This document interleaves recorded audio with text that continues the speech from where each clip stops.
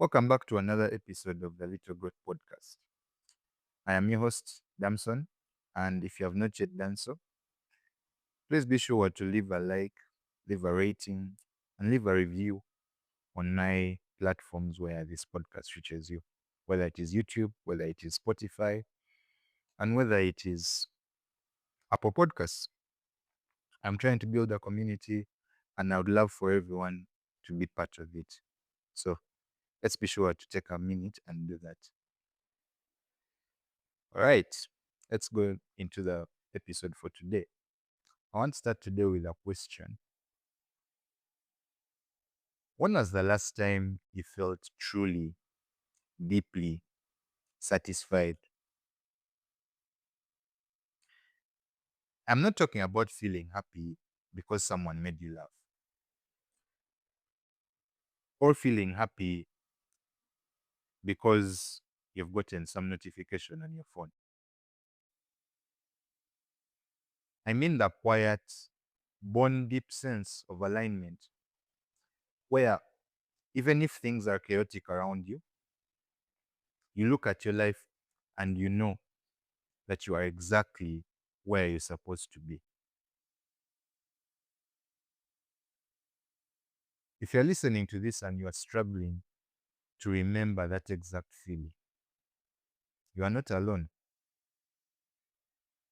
Rather, you are trapped in a cultural loop that almost all of us are stuck in. Today, this episode is going to dwell on what I call the dopamine trap.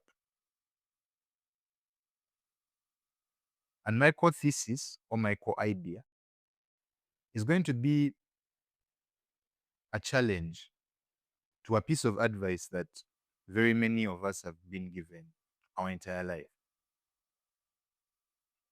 What I'm here to challenge is that happiness is the wrong goal. That's my argument today. We often treat happiness like a destination. We often treat it like something we can optimize. We often treat it like something we can hack. And most times we even treat it like something we can manifest. We assume that if we can just string enough good moods together, we will finally be fulfilled. But I'm here to tell you that psychology tells us a completely different story. Today, we are going to unpack the massive difference between hedonia. Hedonia is the pursuit of pleasure, and also going to contrast it with eudaimonia. Eudaimonia is the pursuit of meaning. We're going to look at why you can have a life filled with smiles, but still feel completely empty. And also going to look at how to shift your target from feeling good to living right. Let's dive in.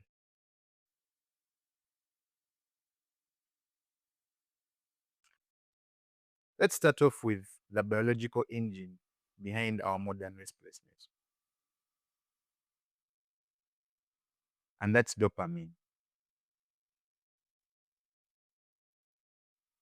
If you are like me, who is always on the internet, or if you're someone who likes spending time online, you've probably heard people talking about dopamine detoxes or social media addiction. But from a psychological standpoint, we need to understand what dopamine actually is versus what we think it is. Most people think dopamine is the chemical of pleasure. They think that when they eat a slice of cake or get a like on a post, dopamine is the reward that floods their brain. But neuroscientists will tell you that dopamine is actually the neurotransmitter of anticipation, of motivation, and of desire.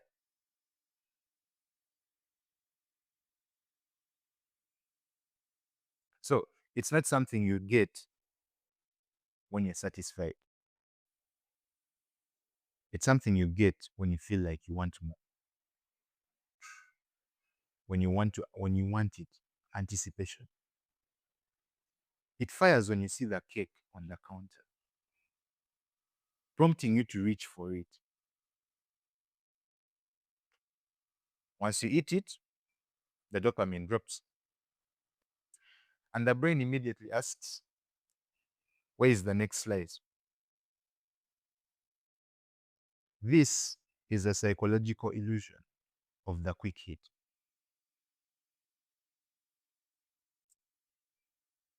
I also want you to think about how our daily lives are engineered right now. Every application, every notification badge, and every algorithm is designed by behavioral scientists to trigger a microdose of dopamine. Your phone buzzes, that uncertainty of who it might be drives a massive spike in your dopamine.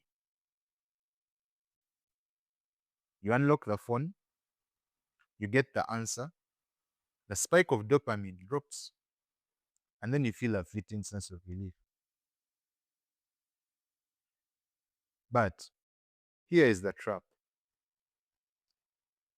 Pleasure has an incredibly high rate of depreciation. The first time you get a specific reward, it feels amazing.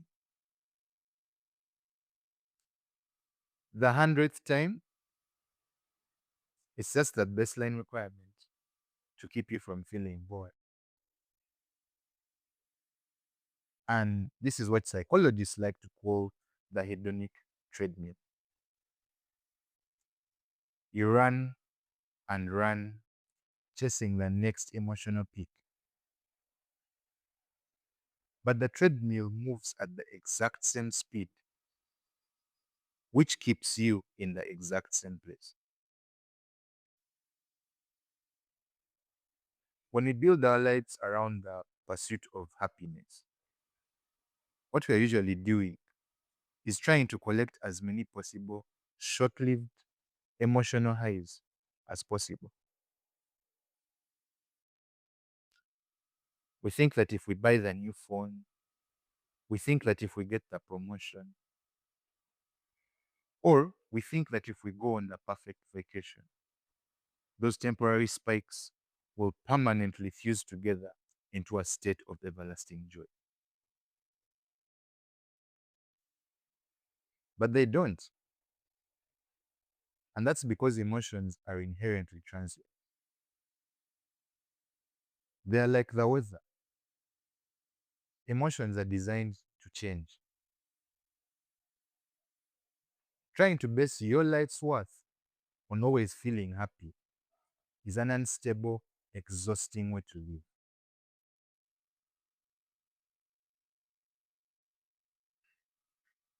Now, this brings us to a beautiful piece of psychological research that completely reframed how I look at personal growth.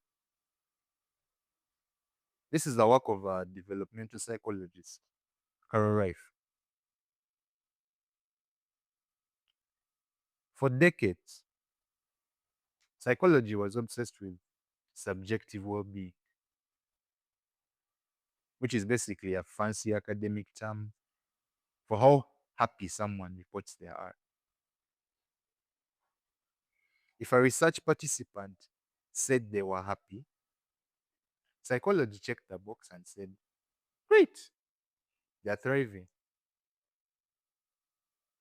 But Carol Ryff noticed a massive paradox. What's the paradox, you might ask?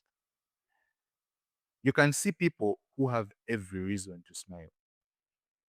They have comfort, they have status, and they have entertainment, yet they completely feel unfulfilled. On the other hand, you can find people going through the hardest of times, like staying up late to study after a very long day at work, or setting up a very difficult project from scratch. These people aren't smiling very much, but they possess a deep, unbreakable sense of vitality.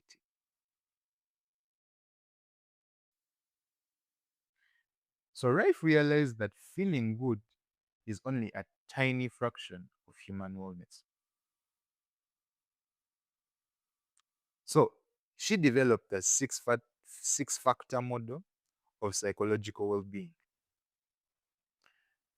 which argues that true flourishing requires 6 pillars. Number one is self-acceptance. That's your possession of a positive attitude toward your whole self, including your flaws. Number two is personal growth, a sense of continued development and realizing your potential over time. Number three is purpose in life, having goals, having direction, and having a belief that your life has meaning. Number four is positive relations, having warm, satisfying, and trusting relationships. Number five is environmental mastery, the competence to manage daily life and choose your environment. And number six is autonomy, being independent and able to resist social pressures to think and act in specific ways. Look closely at that list. Notice how many of those factors actually require discomfort. One example is personal growth. It requires the pain of stepping into the unknown. Purpose often requires sacrificing your short-term comfort for a long-term vision. Or look at meaningful relationships. Deep relationships require vulnerability, and they also require difficult conversations.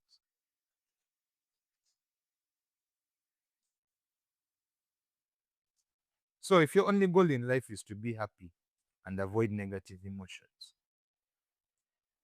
you will instinctively avoid the very things that build Carol Ryff's 6 pillars.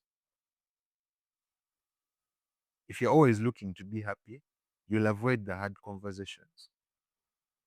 You will avoid the career transitions. You'll also avoid the creative projects simply because they make you anxious in the short term.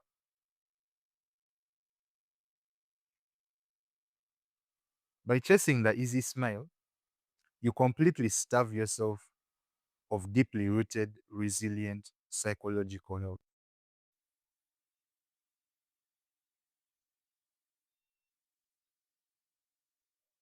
So, how do we break the cycle?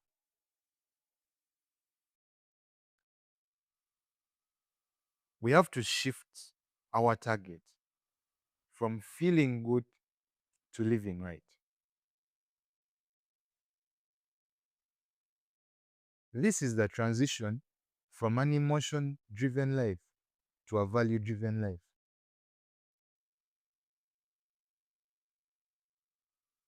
When you live an emotion driven life, your daily question might be, how do I feel right now?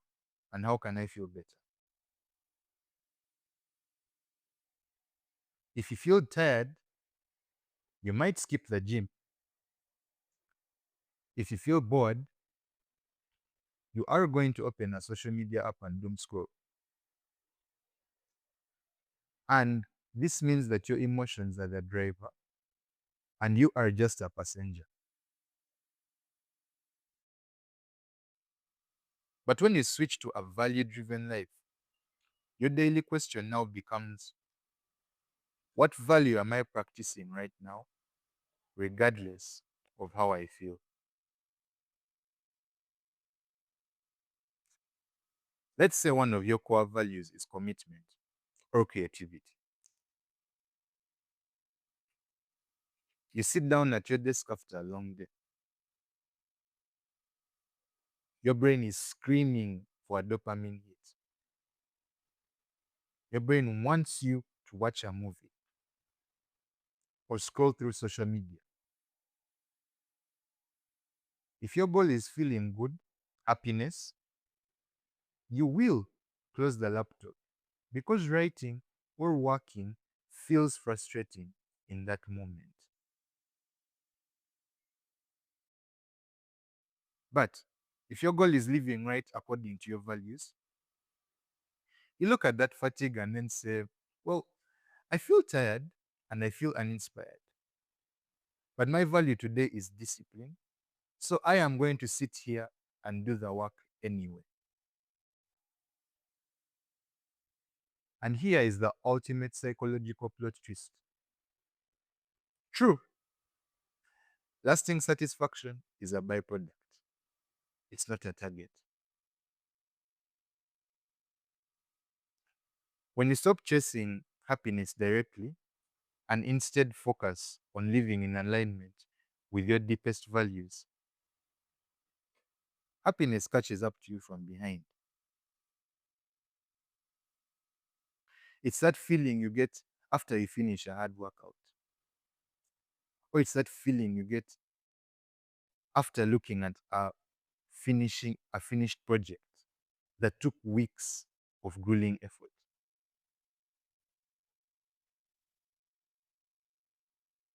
Viktor Frankl, who is a famous psychiatrist and Holocaust survivor, put it quite beautifully. He said, and I quote, happiness cannot be pursued, it must ensue. One must have a reason to be happy. Once the reason is found, one becomes happy automatically. If you make happiness the target, you will fail because you are aiming at a moving target. But if you make meaning your target, if you're focusing on taking responsibility, if you focus on mastering your craft, and if you focus on respecting yourself enough to do the hard things, then that happiness naturally ensues. It becomes the consequence of a well-lived life.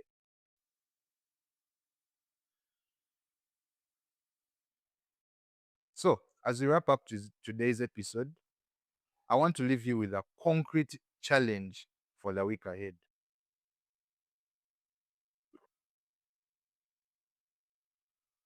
This week, I want you to perform an emotional audit. The next time you automatically reach for a quick dopamine fix. Let's say you want to just reach for your phone and mindlessly scroll, or you get bored so you decide to eat, or you feel tired and you want to procrastinate on a difficult task. Take a brief pause for exactly 5 seconds. Ask yourself this question: am I chasing a feeling or am I building a value? And be ruthlessly honest with yourself. If you realize you are just chasing a feeling to escape temporary discomfort, gently put the distraction down and ask a follow up question. What would the living right version of me do in this exact moment? And then go do that thing, especially if you don't like it. We need to stop letting our neurochemistry dictate our character. You are not just a collection of dopamine receptors waiting to be fired by an algorithm. You are a human being capable of deep, profound meaning, capable of resilience, and capable of growth. But to get there, you have to be willing to trade the cheap, fleeting smells of today for the lasting fulfillment of tomorrow. Thank you so much for listening into this episode. If this episode brought you some value, please consider sharing it with a friend who might be stuck on their own hedonic treadmill right now. Until next time, stop chasing the high, start building the depth. Take care, and I'll catch you in the next episode.